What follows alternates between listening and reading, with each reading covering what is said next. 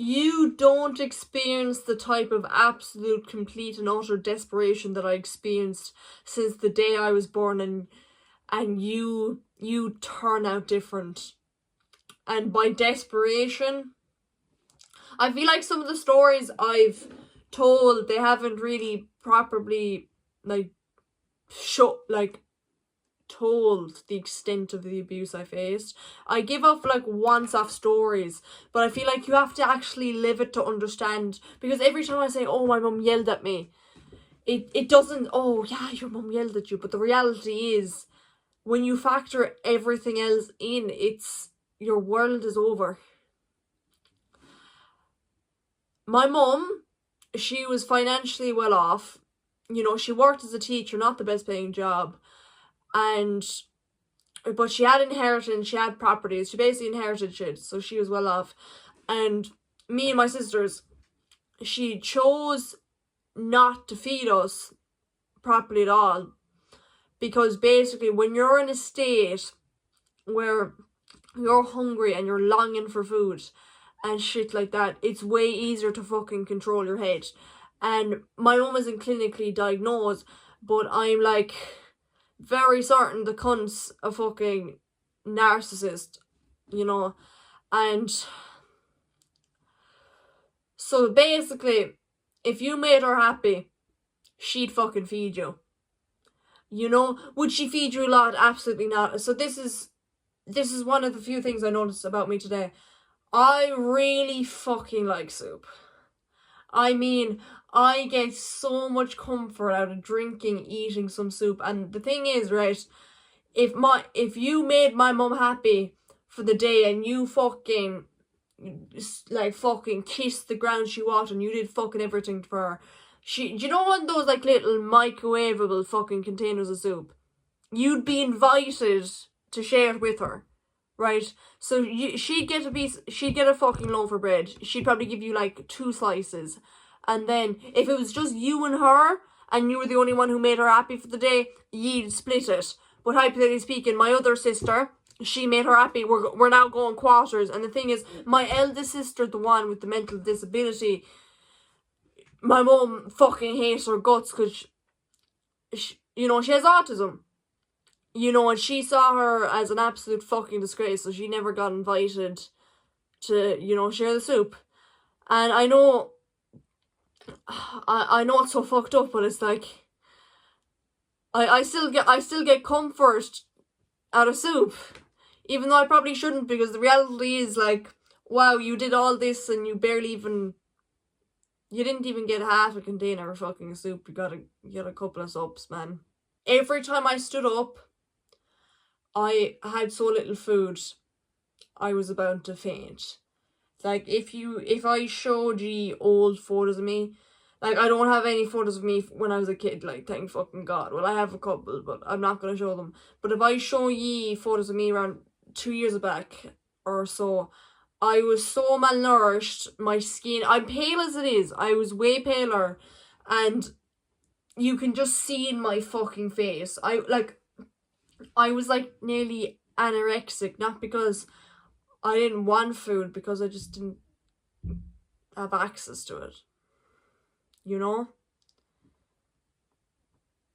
And because of the state of the house was absolutely disgraceful. And I don't think any of you could comprehend how fucking dirty the house was. My room, I used to have to share a room with my mum, but I used basically be the quote-unquote favourite child, golden child, whatever fucking term you want to use. But then, when I hit around 12-ish, I just couldn't take it anymore. I emotionally shut off, and I just started talking back, and I was just fucking done. And then I had to share a room up with her till I was around 12. But then she horrifically yelled at me one time because I was asking, have you watched this show before? And she just full on went for me about the TV because I just asked a simple question. So I basically moved into the spare room in the house. The spare room in the house was my middle sister's old bedroom that she refused to sleep in because because it was absolutely atrocious. And I know it's gonna sound shocking. Ducks used to sleep in the room, so the floorboards were absolutely just fucking embedded with duck shit. And when I first got in the room, I can't even tell you how fucking badly I tried to get the duck shit off the fucking floor, like the flooring. I just couldn't. And then the vent, do you know the way like there's no any vents? There wasn't a vent. There used to be a vent. What I had was a fucking hole in the wall where you'd get a bit of air out of.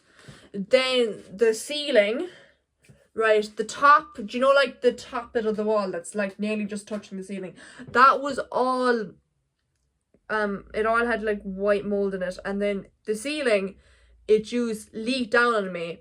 So around every half hour, I'd have to get a towel up to the ceiling to like, you know, just to prevent water going down on me. Then I didn't have a light. The light in the room didn't work. And my window, if I opened it, it never shut again. So that meant I had less ventilation. And the whole house was so mold infested and just absolute filth infested that I found it really hard to breathe. Like I could barely breathe. Half the time I'd end up choking and coughing, and because of the state of the house, I regularly suffered from colds. I use cough and phlegm fucking every hour. My bed, my mattress, it was really old, and you know the way mattresses have springs, so the springs were poking out the mattress. So every night when I slept, when I woke up, I'd have fucking new cuts just all over my legs. And like I had my fucking toe sliced open, I'd have my fucking, you know, thighs, fucking legs just sliced. You know, and I think the most crucial part of that is my mum had a mattress in a room that she wasn't using, but because I refused to comply with her bullshit, she just didn't give it to me. You know? So, and then I didn't have curtains, right? And because I was avoiding my mum so much, what she basically did is she used to just go outside my window, and she used to go like this, like she had binoculars, and she'd fucking point at me and do that. And she'd do it around night and day whenever she was just passing outside my window. It just as a reminder that she always had her eyes on me, you know. And then directly across from my room was my autistic sister's room, and it was just absolutely flooded with filth. Like, if I showed you videos, you'd probably get sick. You know, and she was being very badly abused too, and she needed a full-time carer. The quote-unquote carer was my other middle sister, and she just wasn't taking care of her, and it was just a shit show. So every time I walked out my room, I had to hop over dirt, just absolute filth and fucking rubbish. And then the bathroom, you couldn't even flush the fucking toilet. And to flush the toilet, you had to get we had this pot in the bathtub which you had to fill up with water, and then you have to chuck that down the actual toilet so it'll flush. The light didn't work. The shower was disgusting. The whole house was just fucking disgusting, you know. And I used to have to lock myself in my room just to be safe from my mother and my middle sister and my mum. They used to just absolutely fucking bang at the door because I refused. I wanted absolutely nothing to do with my mum. They absolutely just banged the fucking door. They rang my phone. They did fucking everything they could just to get me to talk to the cunt. But like, you couldn't. There isn't enough fucking money in the world to get me to talk. That could make me talk to my mum again. You know, I spent so many years. I had so many of my years of my life absolutely fucking ruined by that woman. You know, and I'm at the point where I've blocked out so many memories, but I'm kind of going into like fight or flight right now because I'm just getting fucking memories. But like, you don't survive the shit I've survived. Most people, I think I have kind of an ego because I know most people, if they went through everything I went through, they would have killed themselves. And I can't even fucking blame them for having killed themselves after everything I've been through. You know, just the complete and utter fucking desperation. You know, you're living off pure and complete utter hope for the future, even though the future is completely and utterly fucking bleak. You know, you're starving, you're malnourished, you're so fucking cold. It was so cold in that room. I can't even fucking tell you. You know, it was like torture. I could barely fucking breathe. I was freezing cold. I was fucking hungry. I was locked up in my room, too scared to even take a fucking piss, because that means I'd have to unlock the door and I'd have to go outside of it and actually risk the possibility of having to speak to my fucking mother who nearly ruined me. Keyword nearly. Still fucking here. And the worst part is, it's not even really what happened to me. It was the fact I was locked in my fucking room and I had to hear all the fucking disgraceful shit she said to my fucking autistic sister, and there's absolutely nothing I could do because I barely had enough in me to even fucking survive. You know? I just had to lay down in my fucked up bed, barely able to breathe, freezing cold, and I just had to listen to everything she said to my sister. You know? And then I had to, my autistic sister, and then I not only had to deal with my mum and having to avoid her, then I had to also deal with avoiding my middle sister who was basically brainwashed by my mum, you know. I don't like family. I don't like the word family. Fuck family. I didn't choose those cunts. I was just forced into being with them. I genuinely don't think I can ever meet anyone as fucking evil as my mum. I genuinely don't think it's possible. You know? And when I was around 14, I was trapped in my room for the summer, and I was so desperate not to see my mum that I basically changed up my sleep schedule, so I was sleeping completely and utterly during the day and I was only awake at night, just so I could avoid them. There's just a certain feeling that you just feel when you're always think a threat is ahead. You know, there's just a certain feeling you get, and it's kind of, after a while I got so used to it, I was kind of addicted to it. Like, it kind of irks me now that there's nothing that there's nothing to run away from. There's nothing I have to hide from. It's weird. You know, it feels fucking weird. You know, like one time, like my mum was full on just threatening to fucking kill me outside my window. You know, basically I painted the walls of my room completely and utterly black. Unique decision, but I liked it. I'd do that now. It's just, yeah. I painted it black and I left the paintbrush on the windowsill, and my mum was trying to sell something underneath the windowsill. My mum's completely and utterly fucking obsessed with money. And some of the black paint ended up going on the fucking thing my mum was trying to sell. She was outside my window and she went on this whole fucking yelling thing about how she was gonna fucking kill me.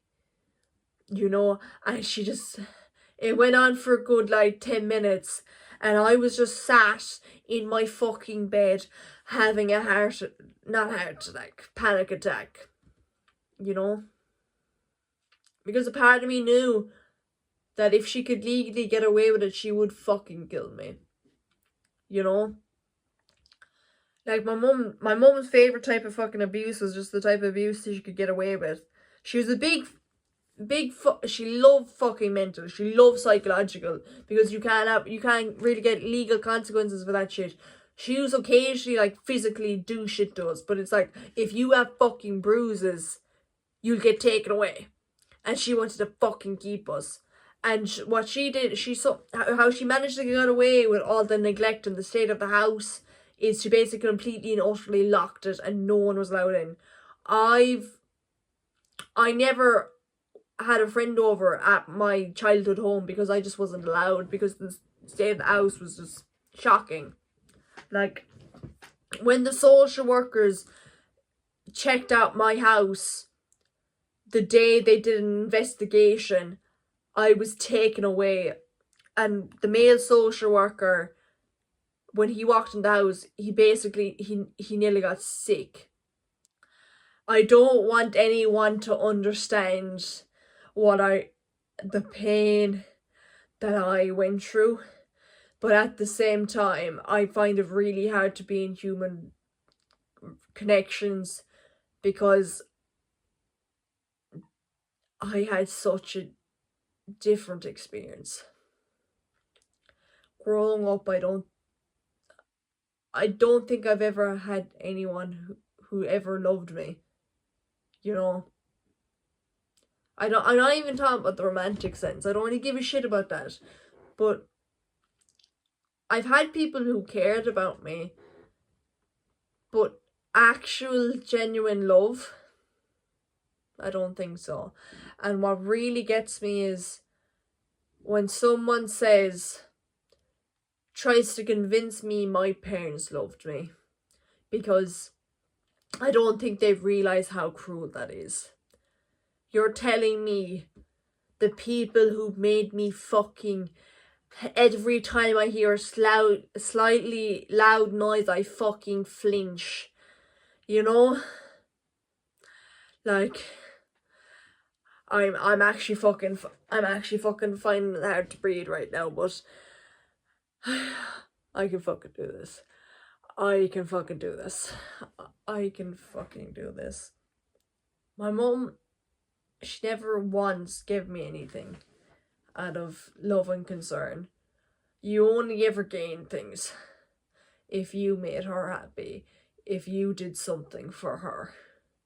You know, the ironic thing is, her go-to fucking presents were like fucking teddies and sweets.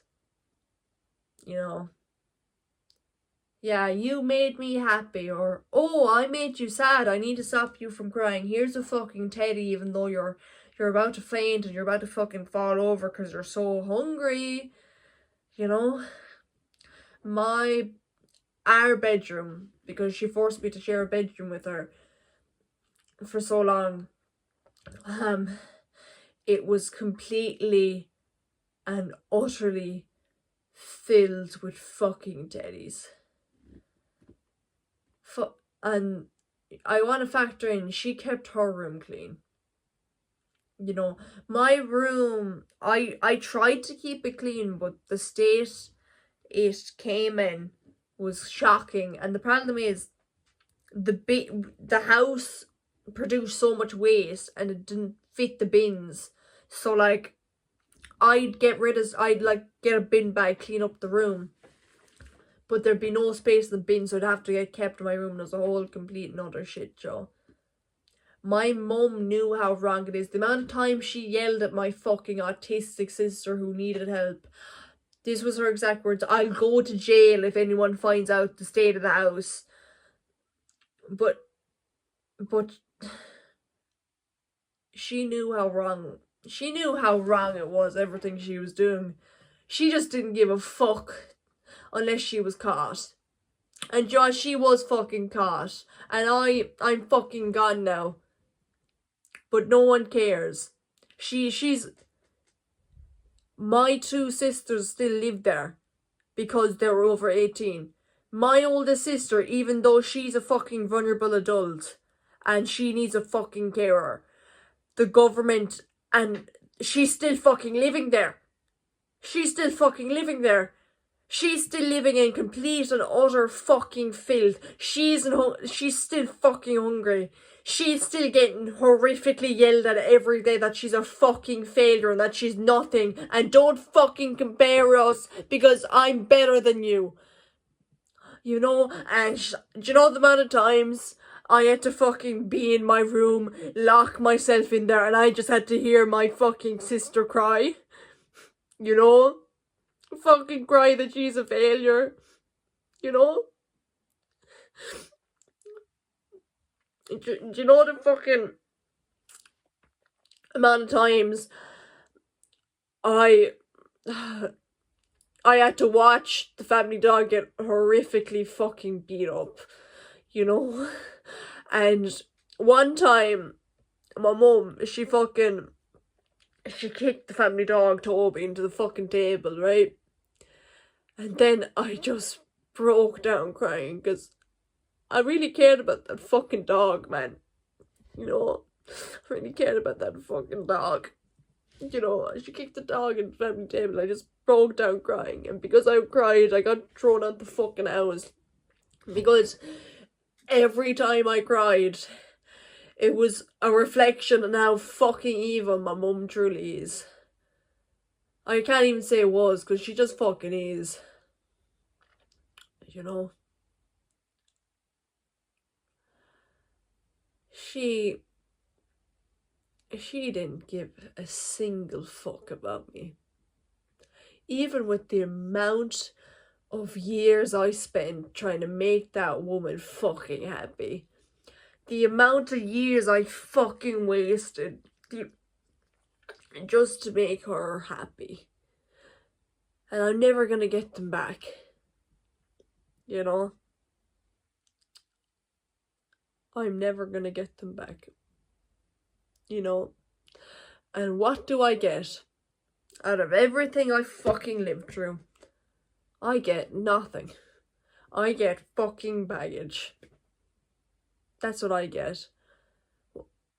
I get a personality I'm fucking happy about.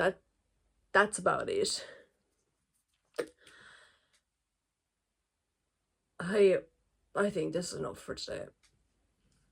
I'm probably gonna stop recording this. I'm probably gonna cry. I'm probably gonna relive some more memories. And oh fuck. My heart's completely and utterly fucking racing. I'm okay. For the most part, I'm okay. Bye bye. Miss Spaghetti sleeping.